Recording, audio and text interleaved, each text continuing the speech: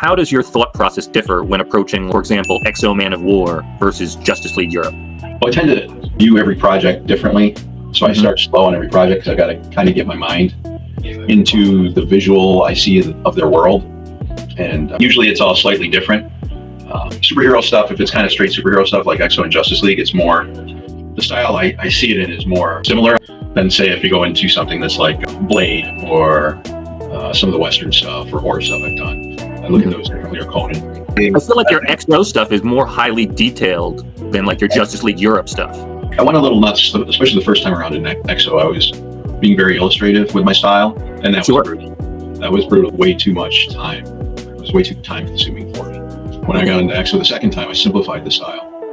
And part of the reason I simplified my style initially is computer color. When it first came on and was getting really popular, it was really overwhelming, all the line work and all the black line art. Part of it might have been the printing on the cheaper paper that was common back then, which I love. I love that muted color. But I kind of thought it was a waste of time to put a lot of little lines on paper that nobody's ever going to see. I simplified my style to be less illustrative, more graphic and designy.